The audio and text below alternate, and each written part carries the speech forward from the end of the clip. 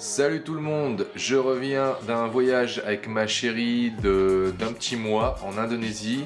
On est parti du 13 novembre au 10 décembre et on s'est vraiment régalé. Donc je fais une petite vidéo pour vous présenter un petit peu ce voyage et puis avoir un peu nos impressions, comment on a préparé tout ça, comment on l'a vécu.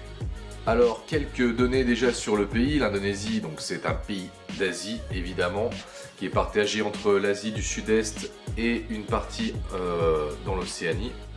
Chose intéressante pour la suite du voyage, la devise nationale qui est en javanais ancien, j'ai mes notes en dessous, donc je lis mes notes. J'ai pas trop l'accent ni la bonne prononciation, mais c'est Bhinneka Tunggal Ika. Et ce qui veut dire unité dans la diversité. C'est intéressant de savoir ça. C'est le plus grand archipel au monde, donc ça regroupe 17 000 îles et il y en a un peu plus de 900 habités et il y a un peu plus de 280 millions d'habitants. Donc c'est quand même, ça fait quand même du monde, et ça fait du monde avec des identités un petit peu différentes puisqu'il y a plus de 700 langues qui sont parlées. Des langues régionales, et il y a aussi des dialectes suivant les villages, même dans les mêmes endroits, donc c'est assez fou comme éclectisme, on va dire, au niveau de la population.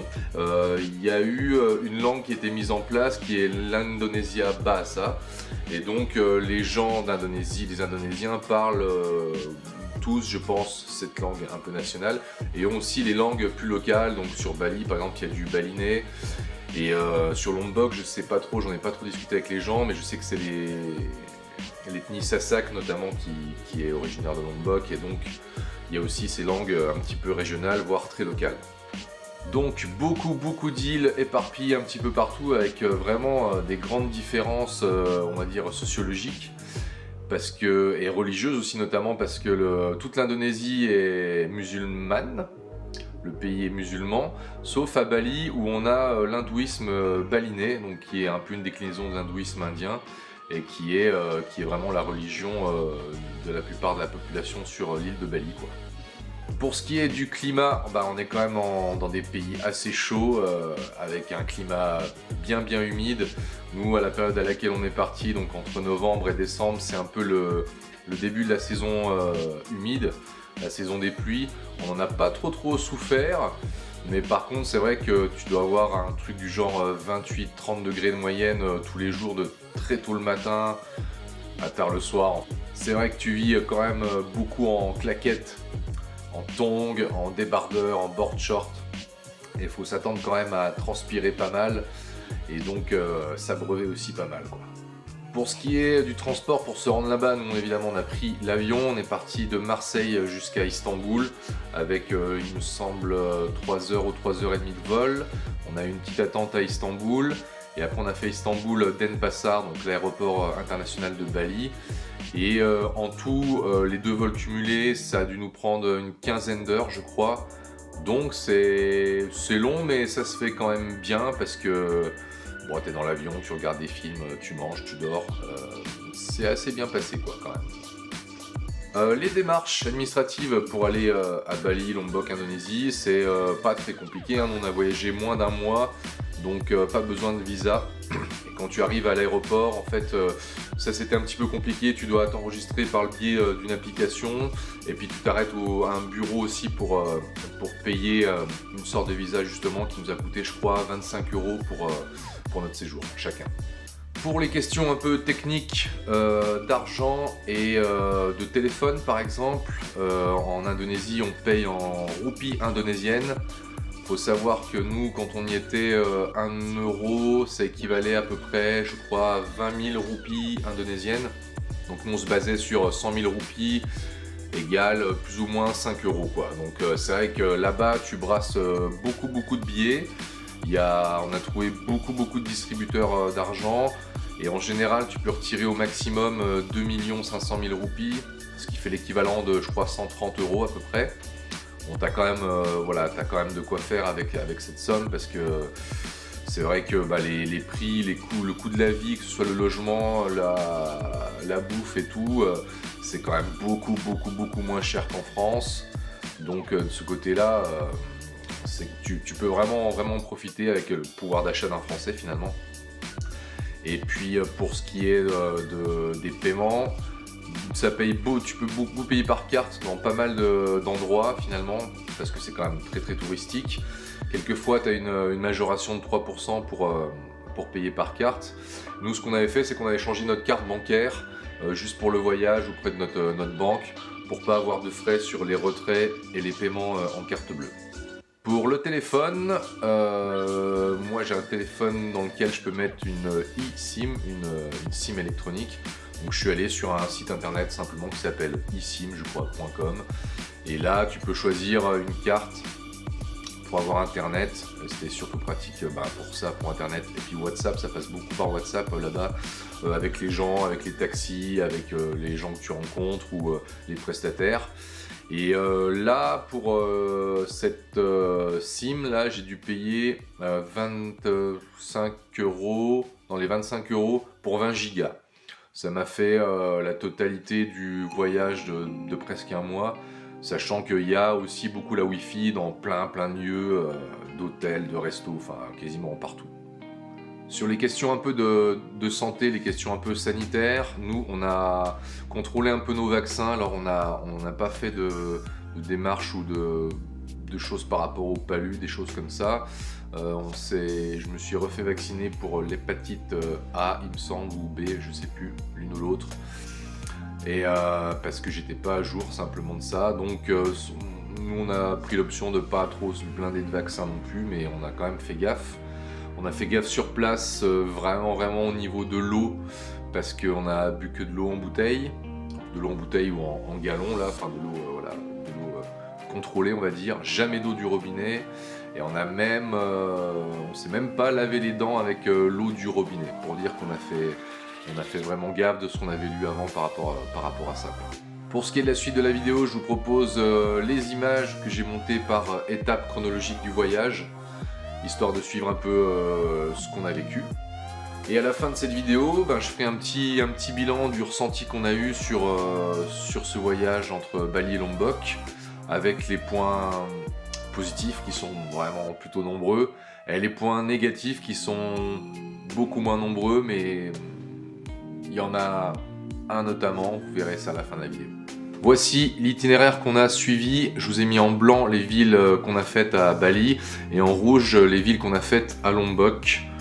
On est parti donc de Seminyak après être arrivé à Denpasar, l'aéroport.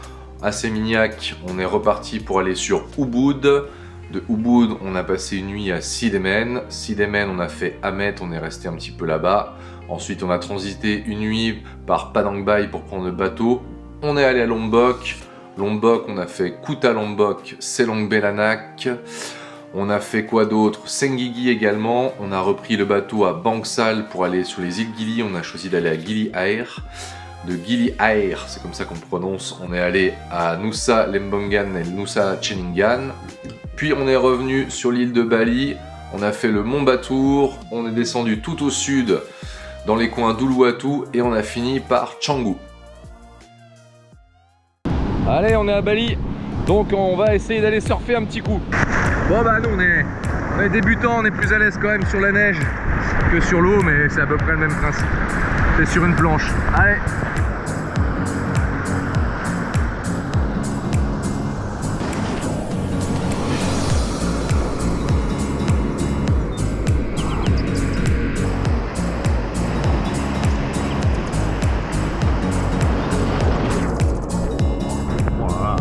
Trop facile, elle est trop facile.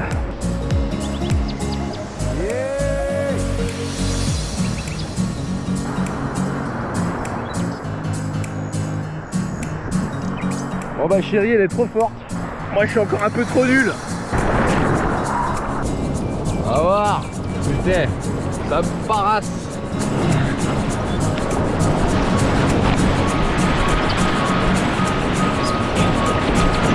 Ça, j'y arrive en fait.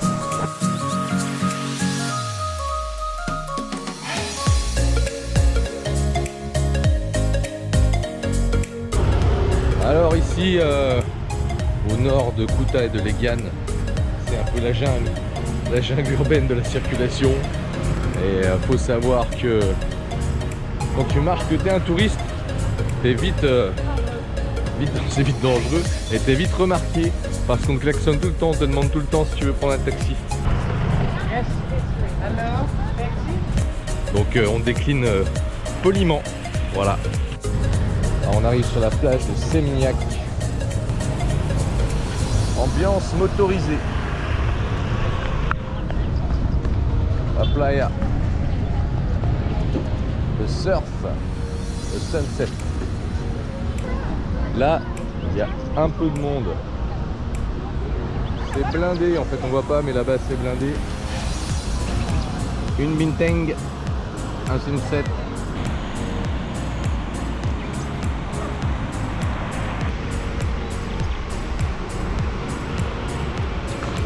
Ambiance nocturne à Sémignac.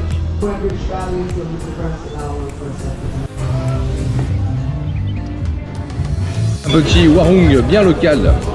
Ce midi, nous passons sur un resto un peu plus touristique. En bord de mer avec un bel avocat grillé et un beau mi goreng, saté, poulet, ayam. Alors, c'est le départ de Sémignac pour Ubud. Voilà, on était au Grande Maz Hôtel à Sémignac. Quoi dire, un peu trépidant, beaucoup de bruit, beaucoup de sollicitations, c'est normal, c'est la vie du tourisme, beaucoup de magasins, la plage, plutôt sympa, un peu speed, donc on va aller voir, Ubud c'est plus calme, je crois que c'est aussi un peu, bon, on va voir, ça va être la découverte. On va prendre un Gojek, un Uber local pour aller là-bas, et voilà, affaire à suivre. On arrive à Ubud, Roakarai Bungalow. Ça a l'air d'être magnifique. Chambre digne d'une princesse. Avec une belle terrasse, c'est vraiment cool. Hein. Bien chaud, mais c'est piscine en bas. Pour de cuisine. Café Wayan.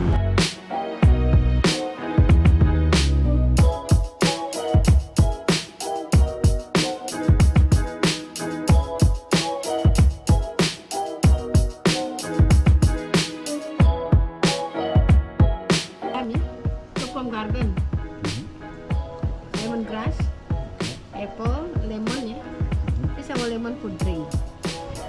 Moi je veux bien appuyer sur le bouton là.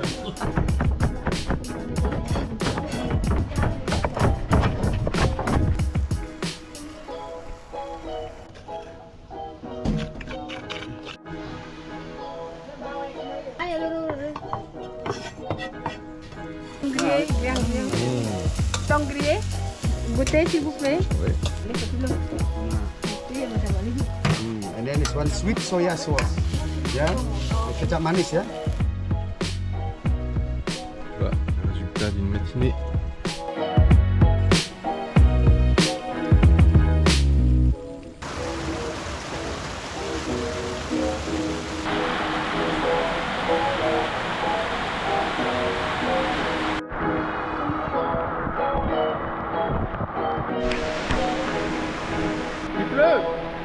Il pleut, bergère.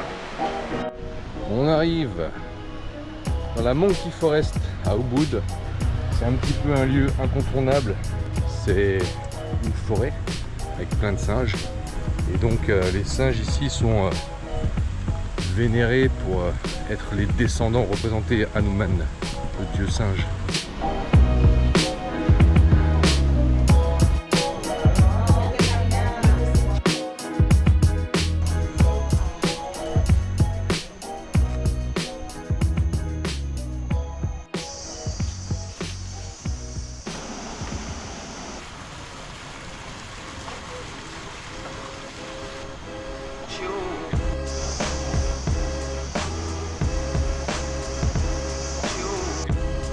Alors là c'est le cimetière j'ai bien lu le truc, du village traditionnel de Padantegal. Et en fait ici ils font des crémations une cérémonie de crémation de masse tous les 5 ans. Donc en attendant ils mettent les corps dans les cimetières et tous les 5 ans ils sont pris des tombes pour être incinérés.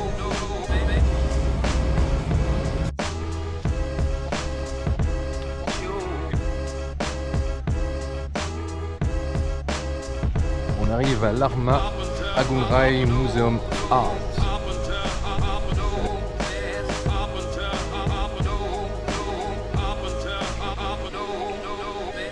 Alors là, je pense qu'on a les coqs bataille. Je sais pas si on voit bien. Les coqs pour les combats, quoi. Ils sont balèzes, hein.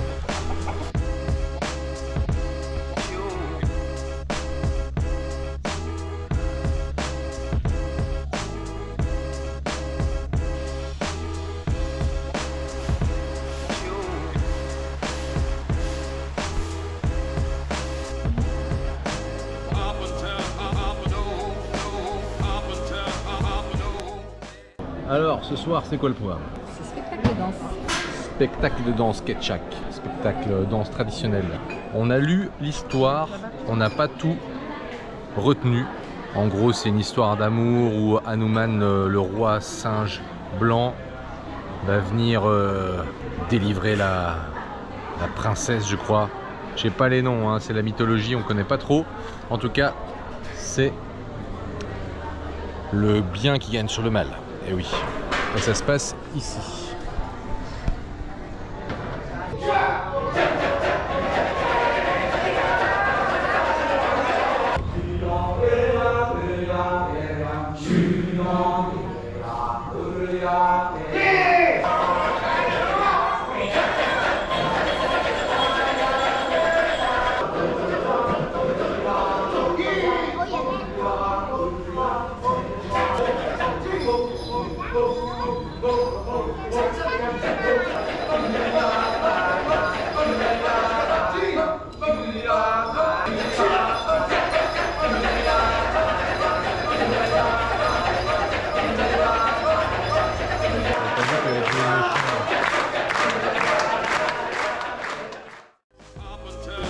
Alors aujourd'hui on est dans une petite institution de Ubud, le Café Lotus, connu notamment pour sa vue sur le Ubud Palace, juste ici.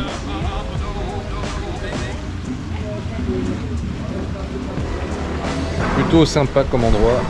Alors bien pour boire un café, là il est 8h a priori, de ce qu'on a vu, moins bien pour manger. C'est devenu un petit peu Disneyland a priori sur les commentaires, mais bon, pour boire un café le matin, c'est plutôt sympa.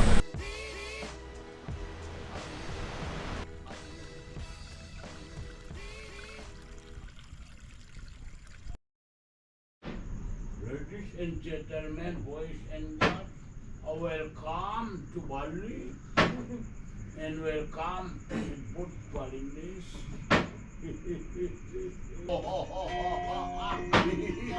Lumurus, let's go, wow, let's go,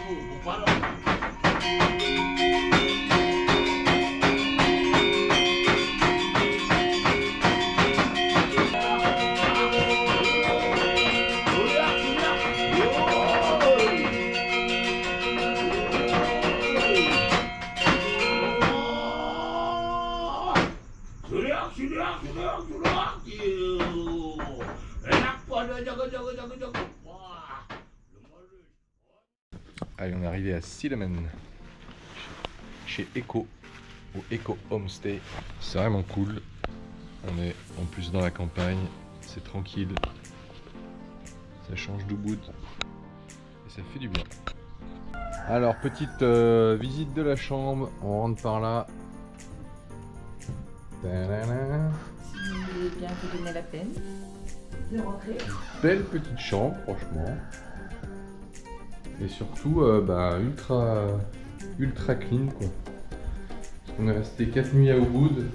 C'était un petit peu moins, c'était beaucoup plus grand. Mais c'était quand même un peu moins propre, entre guillemets, sur certains trucs. Après, on y a bien dormi quand même. Et puis surtout, il y a un beau jardin. Toujours pareil, tout est beau. Là, on peut se faire masser. Parce que Yuna, la femme d'écho, elle fait des massages. Et voilà quoi.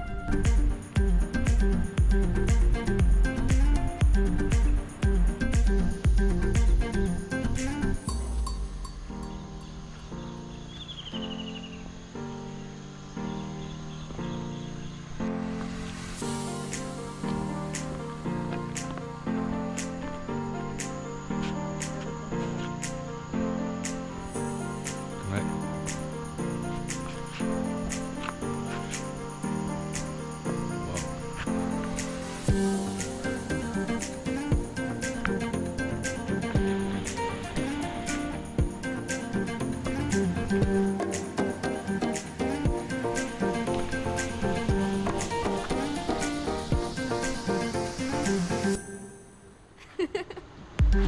On va quand même tester la coconut.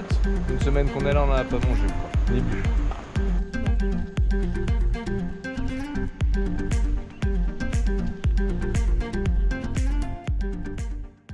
Bien arrivé à Amet, sur la côte est de Bali. Petit tour du propriétaire avec une belle chambre. On a carrément peut-être même on peut appeler ça un appart, on peut le dire.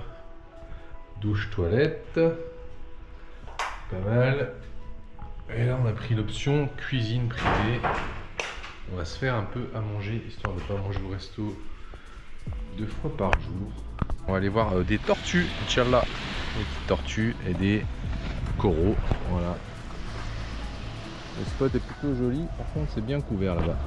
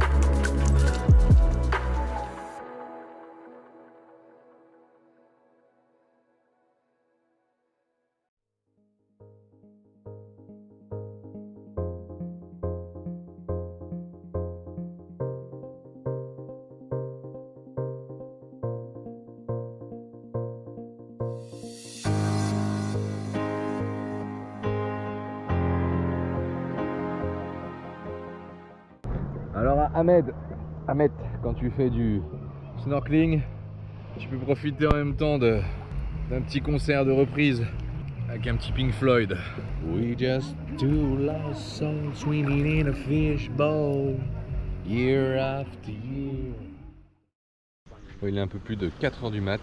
On va aller pêcher en mer avec Esther, notre hôte, et Wayan, pêcheur dans les praos, je crois que ça s'appelle les barques traditionnelles.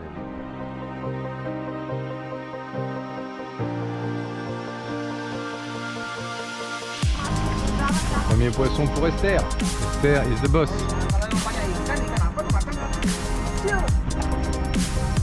Oh!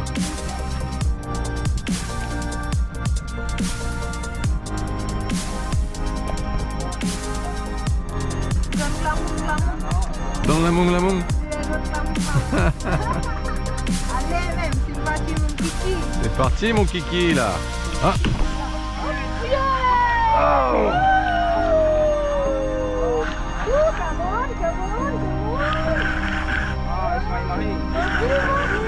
Ah,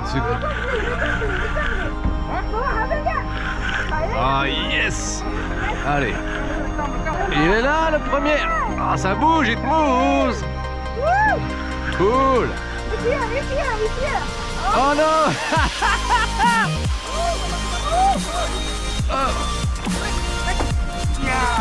Okay. Yeah. Give me 5. Thank you.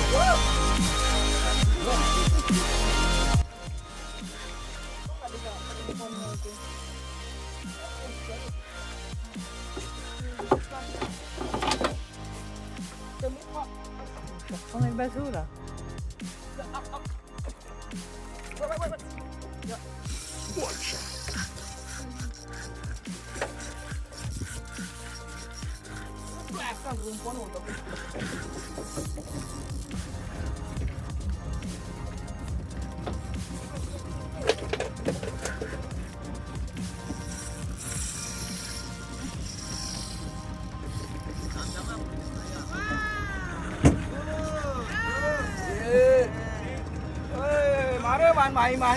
Be careful, be careful. Oh là là! Ouh, c'est énorme!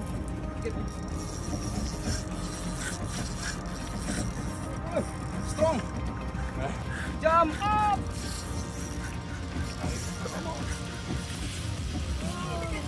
Allez! Hey, garut Pak, garut Pak, cepat garut.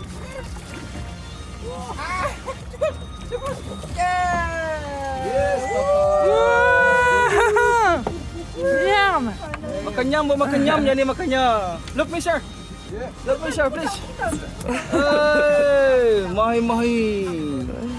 Allez, ma chérie. Ma chérie, elle va pêcher un gros poisson. Un gros poisson, ça. Oh là là. Ouais, c'est down. Tu la descends. Tu la descends et tu la montes.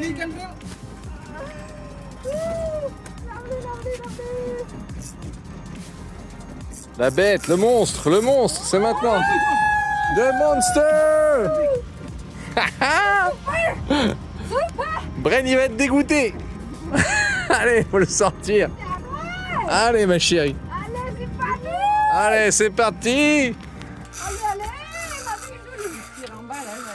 C'est pas grave, vas-y, garde-le.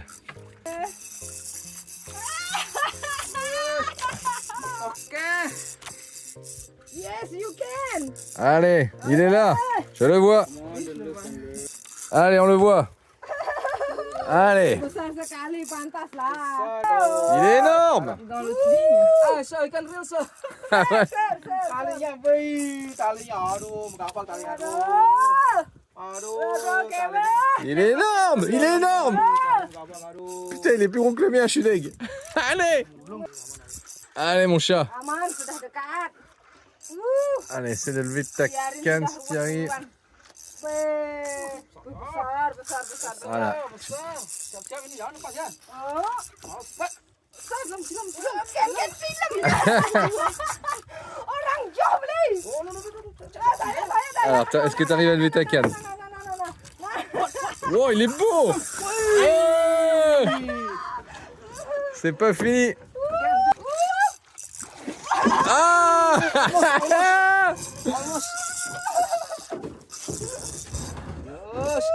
Allez, lève ta canne si tu peux. Voilà, super. Pareil, tu ravales, tu le remontes. Voilà. Allez, comme ça. Yes. Vas-y. Allez. Fatigué.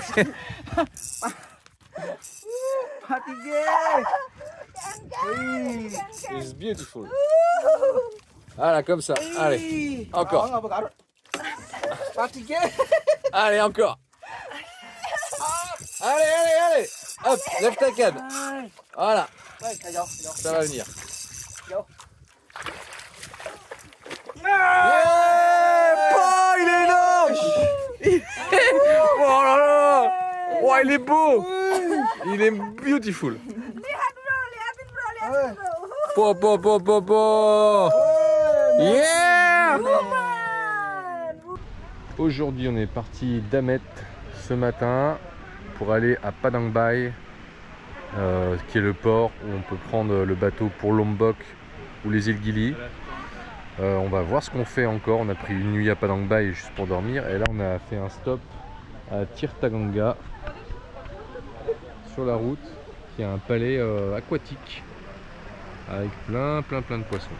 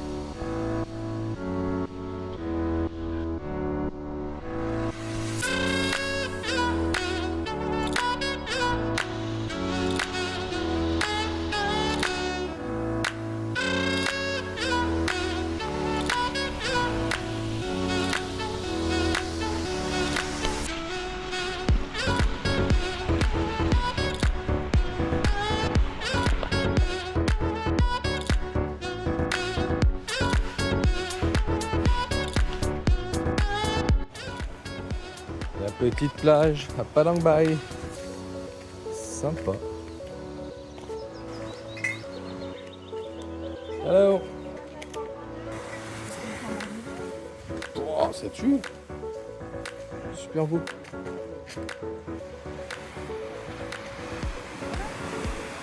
Mais c'est pas mal ça. Dis donc. Ouais, pas bien là. Presque seul au monde. En face de Lombok. Oh, bien. On quitte Padang Bai pour aller sur Lombok et rejoindre Lombok Kuta, un des beaux coins de Lombok avec des belles plages. On prend le ferry.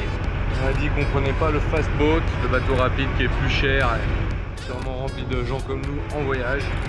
Donc on a décidé de voyager un peu des locaux là, ça change un petit peu.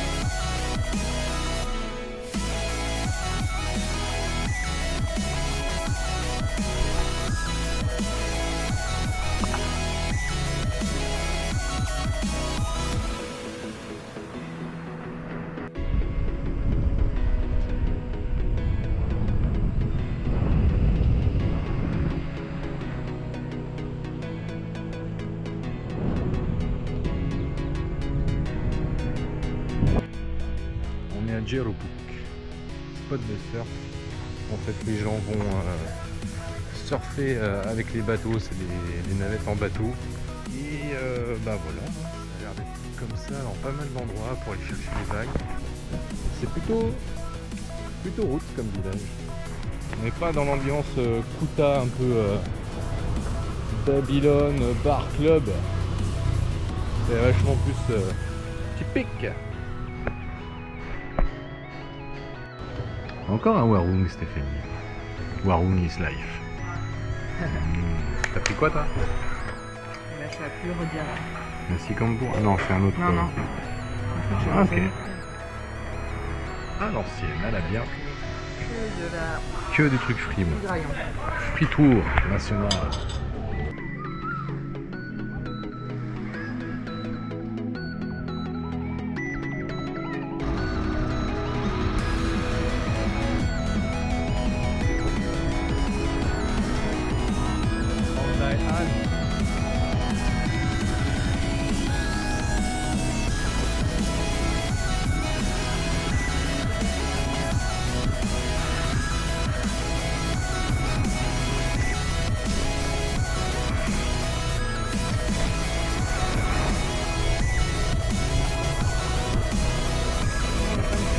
Free parkir. Puta bro.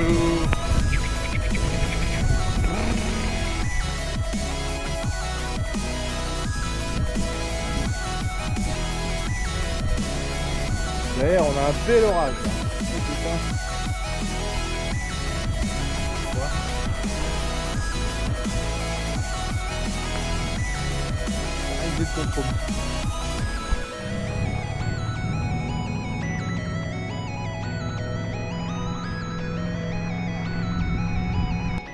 Bon là je dirais qu'on a quand même pour moi la plus belle plage pour l'instant qu'on ait fait du voyage. Il y a un sable blanc de ouf, ultra fin. Regarde ça. Alors on est arrivé à Selang Belanak, toujours à Lombok. On va aller surfer sur un spot vraiment débutant je pense. Et c'est un peu dur de savoir les logements là. Parce que pour le coup, là c'est quand même assez roots. Là c'est assez roots, mais c'est plus cher que là où on était avant.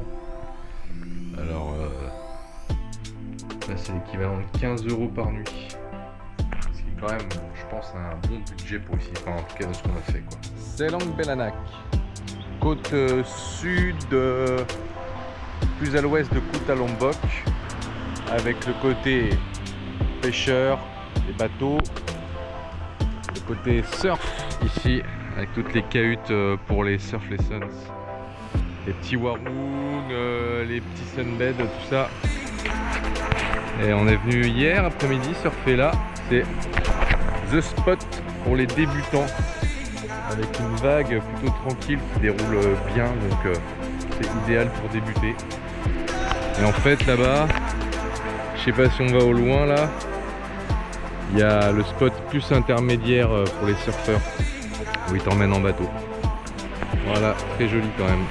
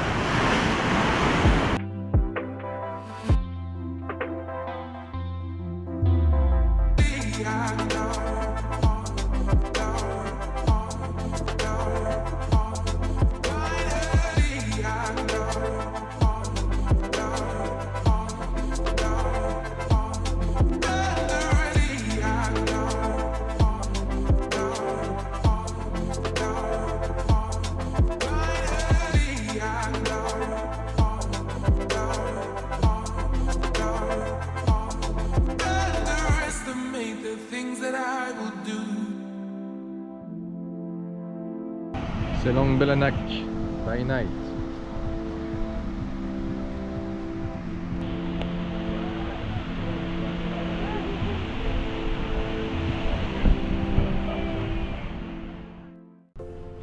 Alors après Selang Belanak, on vient d'arriver à Senggigi qui est une station balnéaire. Ça a l'air d'être quand même bien construit, il y a une route principale avec pas mal de bâtiments, de shops et tout. Et là on a trouvé un homestay in the homestay sur Booking. Et franchement, le spot est bien classe. Je vous montre le jardin déjà.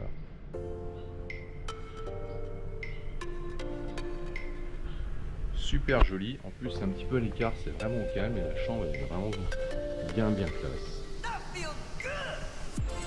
Une belle piole avec une belle salle de bain extérieure. Ça, c'est vraiment cool. Voilà, on va aller visiter un petit peu ou peut-être aller un peu à la plage.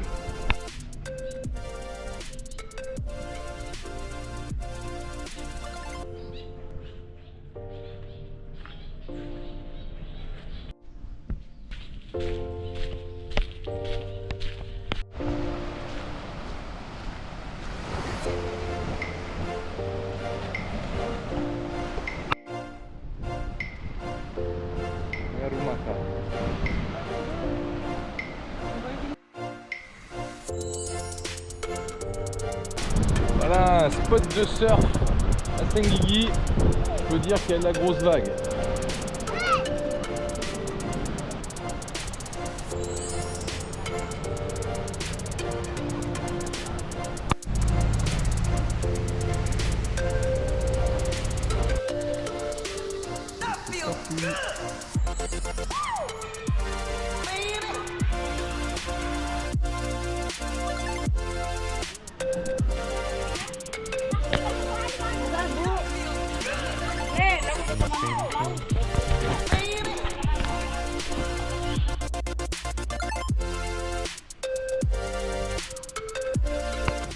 Ah, une petite brochette de bœuf et de poulet saté. Et ça alors, le riz. Alors bim. Vous là, comment on l'a dit? J'ai pas retenu le nom. Montre-nous le processus. Ça, on déroule. On trempe et on mange. On mange. On sait faire.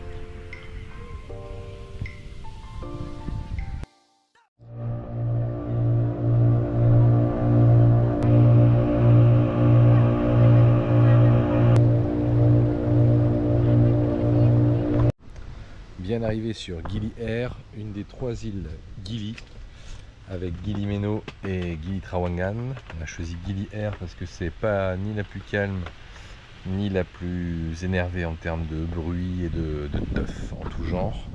Donc on s'est dit que c'était un bon intermédiaire. On est arrivé tout à l'heure chez H2O Yoga. Voilà un peu le spot. Donc il y a des cours de yoga, une belle piscine aussi qui est là. Et puis les bungalows. Voilà, c'est simple mais fonctionnel, on va dire. Et donc on va aller un peu se gaver de snorkeling pendant 2 jours. Je pense qu'il y a peut-être moyen de voir des tortues. On va essayer d'aller voir ça, s'équiper et y aller voir ça. Let's go.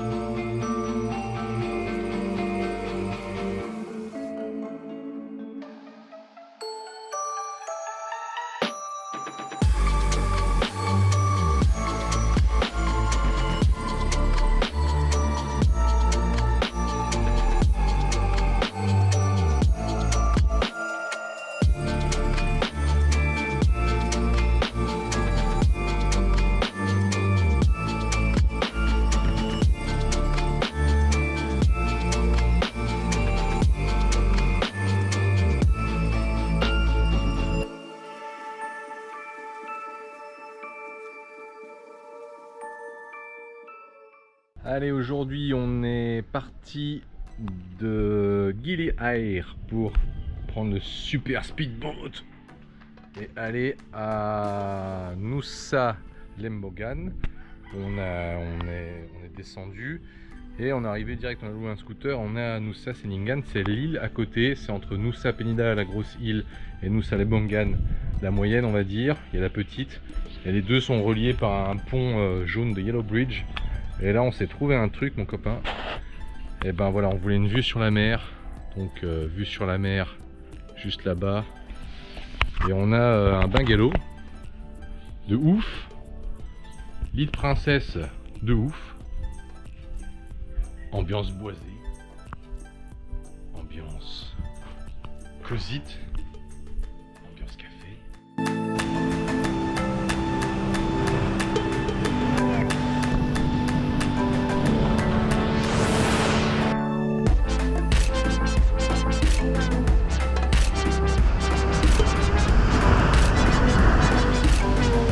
Nous sommes à Devil's Tears sur Nusa Lembongan. C'est un site bien aménagé avec une entrée payante à genre 1 €. Et c'est en fait une falaise.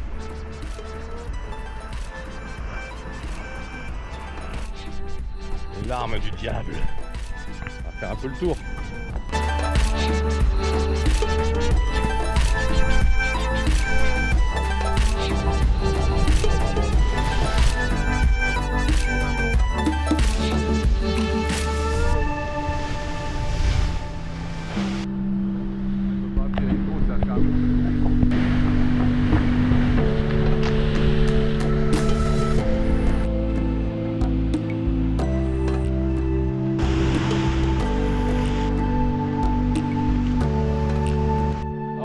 Un truc aussi en Indonésie, c'est la hauteur des marches. Bon là on est sur des marches qui vont sur une plage, mais regarde, je sais pas, la marche elle fait Elle fait 60 cm de haut au moins, je pense. My corn. Et là, je prends le serpent qui me rentre dans le slip et je le mange.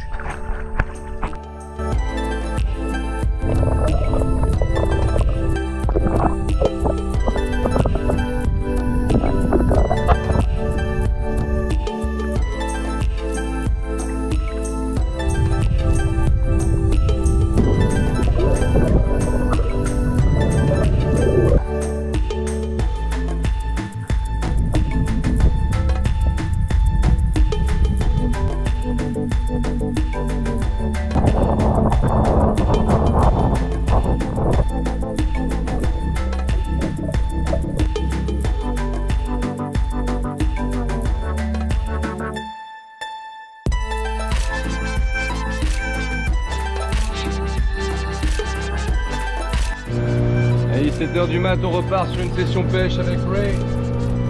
L'homme de la situation, l'homme d'ici. Et le captain. Là, on a le canal entre Chillingan et Penida. C'est profond ici.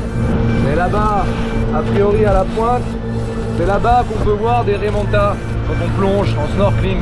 Des grosses raimentas. Ça, c'est un truc qu'on n'aura pas fait dans le voyage par contre. On peut pas tout faire. Par les cannes.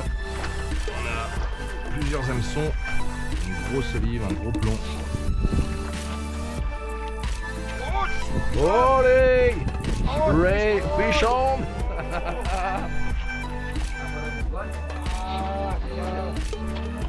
C'est parti, premier fish pour Ray. Oh yeah!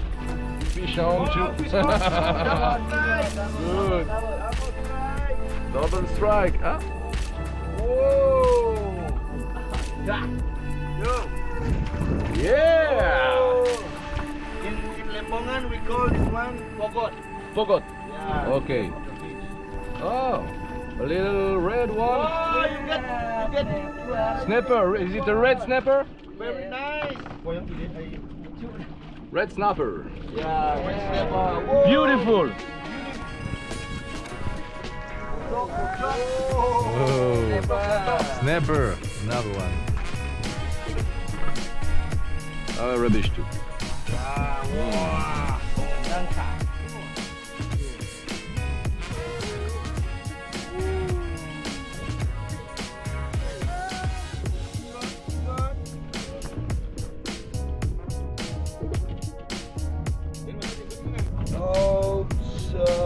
Deux. Woohoo! Yeah.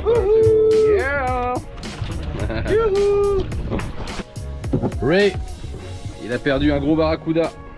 Je vous montre. Là, broken. Les marques de la dent, il a cassé un hameçon. Ray, it's now. Bah, il est temps pour nous de partir de Lempongan et Chillingan pour aller À Kintamani, pour aller faire le monde bateau. Voilà, on va quitter ces deux belles petites îles en partant de Mushroom Bay, qui est ici, qui est magnifique.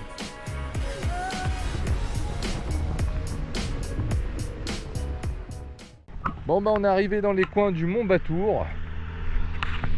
C'est bien rural. Des champs d'oignons. Donc on a vu les commentaires sur les hôtels, c'est beaucoup de champs d'oignons et de mouches. Là on a fait je crois quasiment 2h30 de taxi pour partir de Sanur à ici, un peu après Kintamani, pour faire 60 km. C'est le tarif à Bali. Et là on finit à pied. Et cette nuit, ben, on va aller gravir, faire la rando du Batour. Et ben voilà, il est 3h du matin au pied du Mont Batour. On vient de se lever pour prendre le petit déj et avant d'attaquer l'ascension et refaire un petit déjeuner en haut pour un lever de soleil qu'on espère dégager parce que là c'est bien brumeux pour l'instant.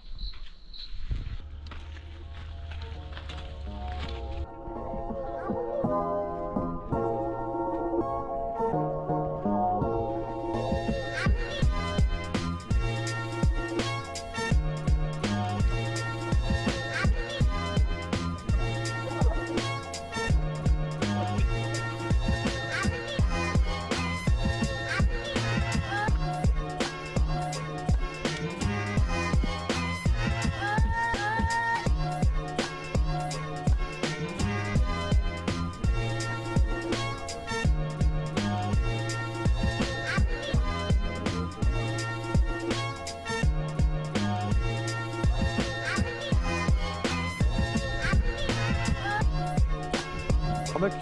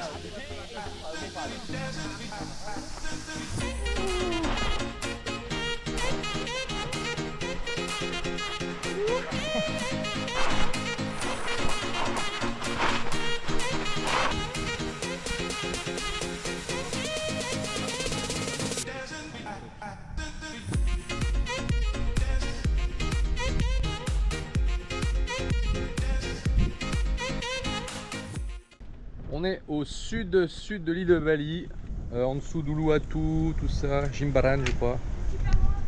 Et on va essayer d'aller voir une plage. En fait toutes les plages sont privées ici, tu dois payer pour le parking des fois, pour l'accès. Et là on arrive sur une plage, je me rappelle plus le nom. Mais en tout cas, ça donne ça. Waouh, c'est beau!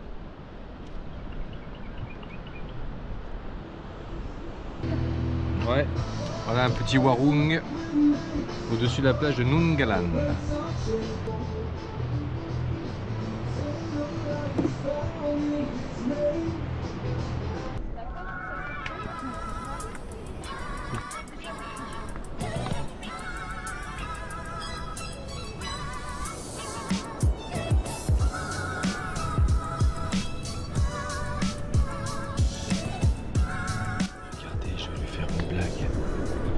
Lancer un caillou à côté d'elle, elle va avoir peur.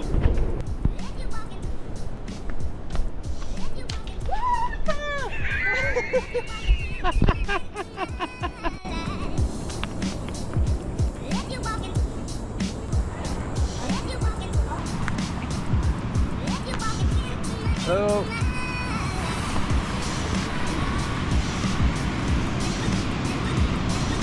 Il y a un bout de bateau là-bas.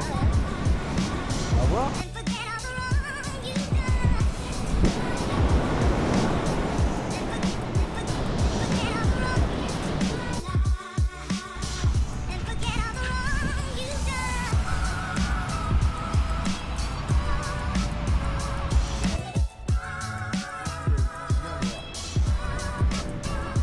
Un beau ciel bien noir.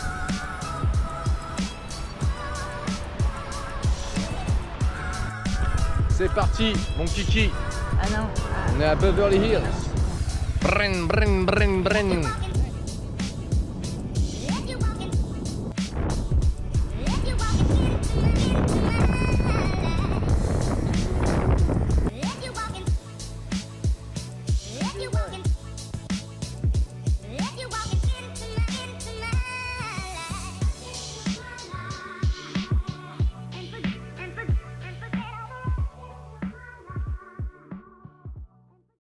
Alors les gens à Bali et Lombok, bah, ils sont géniaux quoi, ils sont ultra souriants, ultra accueillants, c'est assez facile, ils parlent tous un petit peu anglais, donc de ce côté-là c'était vraiment cool. Et puis ils sont très famille, donc c'est aussi sympa de voir un peu à l'intérieur du pays des scènes où les gens se mélangent et puis c'est intergénérationnel, c'est vraiment chouette à voir. La bouffe à Bali et Lombok, eh ben, vous pouvez manger de tout, sachez-le, puisque c'est une destination touristique. On a mangé italien, vous pouvez manger grec, même libanais, j'ai vu. Tout est assez bon, hein, c'est l'Asie, donc si vous aimez ces saveurs-là, vous allez vraiment vous régaler. Il y a le mi goreng, les nouilles sautées et le nasi goreng qui sont vraiment les plats phares. Donc c'est du riz sauté avec des légumes. Et puis les fruits sont vraiment excellents aussi. Ça, vous pouvez y aller sans problème et vous régaler.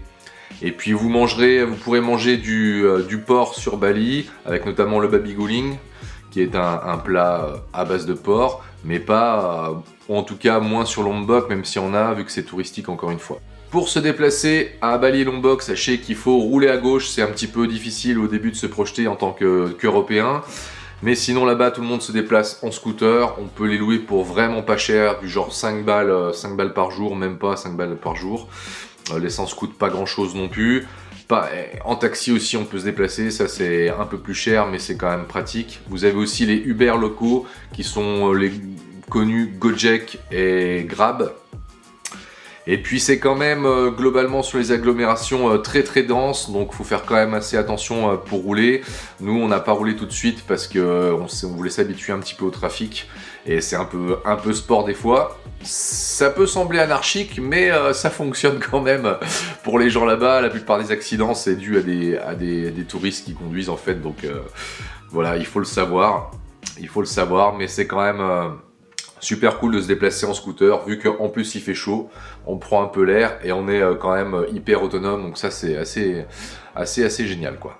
Et pour se déplacer d'île en île, par exemple pour aller de Bali à Lombok, on a pris l'option ferry public, donc très long, vraiment pas cher, mais c'était l'occasion aussi de voyager avec les locaux, donc ça c'était cool. Sinon, vous avez aussi des speedboats, des bateaux plus rapides, qui sont à des prix plus chers, mais qui permettent de quand même gagner du temps. Bali, où on a passé la plus grande partie du voyage, c'est une île hindoue, avec un hindouisme qui est un petit peu différent de l'hindouisme indien, du coup je disais. Et c'est l'île aux 1000 dieux, il y a des cérémonies vraiment tout le temps, il y a des temples de partout, il y a vraiment cette dimension mystique qui est présente dans le quotidien des gens. Et nous en plus, pendant le voyage, on est tombé entre Galungan et Kuningan, qui sont deux fêtes qui se suivent à 10 jours d'écart. Et là, c'était chouette de voir aussi les gens préparer un peu ces fêtes, se mettre en habit de fête, être vraiment immergés dans une dimension mystique qui est quotidienne et très prégnante sur Bali, quoi. Alors pour ce qui est du bilan de ce voyage, il y a pas mal de choses à dire. Il y a beaucoup de positifs et un petit peu de négatifs, moi j'ai trouvé. Je vous parle tout de suite du négatif, comme ça c'est vite évacué. J'ai trouvé vraiment que le négatif, ça reste la pollution. Donc c'est sûr que bon bah voilà, en tant qu'Européens, on traverse la planète pour aller passer des vacances. On n'est pas forcément bien placé pour parler de pollution, mais on peut pas ignorer ce truc-là parce que bah là-bas, c'est pas du jugement évidemment, mais il n'y a pas d'infrastructure, il y a vraiment de traitement des déchets non plus. On assistait à des scènes où des gens ils balancent leur sac poubelle complet dans la rivière, dans laquelle ils se baignent, dans laquelle ils prennent de l'eau. Forcément, ça pose un petit peu des questions. Donc il y a des efforts qui sont faits là-dessus, avec aussi le tourisme qui s'est développé, mais ça reste compliqué. On a visité des plages paradisiaques remplies de déchets, donc il y a aussi le phénomène, je pense, des marées qui renvoient pas mal de merdier sur les plages. Et là-bas, c'est également la culture un petit peu de l'emballage individuel en plastique. Et ça, c'est un sérieux problème parce que les gens consomment beaucoup, qu'ils soient locaux ou qu'ils soient vacanciers, on va dire. Ça consomme quand même beaucoup de plastique sous forme individuelle et ça, on les retrouve vraiment partout. Et pour ce qui est des choses positives, il y en a quand même beaucoup parce qu'on a adoré ce voyage pour plusieurs choses. Et moi, je trouve que vraiment, il y a une notion de beauté qui est présente sur pas mal d'aspects entre Bali et Lombok. Il y a la beauté des paysages, évidemment, parce que c'est très luxuriant. Il y a quand même la mer. Il y a quand même des plages différentes. Des plages de sable noir, des plages de sable blanc, des plages de sable jaune. Vous avez des super belles criques, des belles falaises. Il y a les montagnes, il y a les volcans. Il y a les anciens champs de lave qu'on peut observer. C'est vraiment, on s'est régalé en termes de faune. Il y a C'était pas, on n'a pas vu trop d'animaux sauvages, quoi. On a vu quelques serpents, un peu d'insectes, des araignées, des énormes frelons, des guêpes, je sais pas trop ce que c'était, un petit peu d'oiseaux. Il y a beaucoup de chiens dans les rues, ça faut le savoir aussi. Bon, c'est pas de la faune sauvage, mais il y a beaucoup de chiens dans les rues. On essaie de pas trop les caresser parce qu'on sait pas trop comment ils réagissent. Hein. C'est des chiens qui sont pas trop sociabilisés, en tout cas ils sont au milieu des gens et ils vivent un peu leur vie. Et il y a encore des problèmes de rage quand même là-bas, donc faut pas se faire mordre. Si tu te fais mordre, tu vas direct à l'hosto chez le médecin. Faut faire quand même attention à ça. Quelques chats aussi. Et qui sont dans des états plus ou moins bons. En fait, les gens des fois s'en occupent un petit peu ou pas. Il y a eu un peu des campagnes de stérilisation pour les chats et les chiens qui ont été réalisées pas mal par des occidentaux d'ailleurs. Donc la beauté des paysages, vraiment ça c'est quand même le top quoi. Il y a pas à se mentir là-dessus. La beauté des gens. Les gens, ben voilà, les gens ils ont le smile sur Bali. Où c'est hindouiste, il y a quand même une forte dimension mystique et il y a quand même une philosophie de vie qui est vachement différente de chez nous. Et ça, c'est à découvrir par vous-même si vous y allez. Lombok aussi, les gens super, vu qu'il y a quand même du monde entier qui vient sur ces îles-là, ils ont quand même l'habitude de recevoir. Et c'est hyper facile d'avoir le contact, de tchatcher, d'échanger en anglais. De dire quelques mots en bahasa quand on peut le faire, ou en balinais quand on est à Bali, merci, Soksuma par exemple, ça c'est cool, je pense qu'ils apprécient bien. Et la beauté aussi de l'architecture, alors pas forcément sur les maisons locales ou des choses comme ça, mais vous avez sur Lombok, vous avez des mosquées qui sont super belles, c'est vraiment des super beaux bâtiments. Et sur Bali, ben, vous avez des temples partout, de différentes tailles. Alors on n'a pas tout saisi les enjeux de culte de tous les temples, mais dans les familles il y a des temples, il y a des plus gros temples qui sont un peu plus publics, il y a des tout petits temples des fois dans la rue, les gens font des offrandes toute la journée, par terre, en l'air. Alors il y a une signification aussi derrière, je crois que les offrandes au sol c'est pour les démons en fait. Et vous avez l'encens qui brûle de partout, vous avez les odeurs, vous avez les statues, c'est aussi vraiment une île de sculpteurs, notamment sur Bali, entre la pierre et le bois. C'est vraiment un artisanat qui vaut le coup d'œil. Et on en prend vraiment plein la vue sur le côté architectural des temples notamment, des mosquées pour l'aspect un peu religieux on va dire. Et puis également sur les bars, les restos. Alors ça on est plus sur des concepts un peu occidentaux, mais on a vu des super restaurants, des super bars. C'est vraiment chiadé niveau déco avec des ambiances hyper différentes et c'est assez plaisant aussi d'évoluer dans ce milieu-là, dans cette beauté un peu qui nous entoure quoi. Et en conclusion, j'ai envie de vous dire, si vous avez l'occasion, allez-y, allez découvrir Bali, Lombok. Nous, il y a des endroits d'Indonésie qu'on aurait voulu faire, qu'on n'a pas fait, notamment l'est de Java avec les volcans. Mais voilà, on a essayé de faire un peu le maximum, on s'était donné un petit programme, on l'a suivi, on a fait des petits écarts, ce qui est toujours cool aussi de pas tout prévoir à l'avance. Et régalez-vous, et terima kasih, comme on dit là-bas.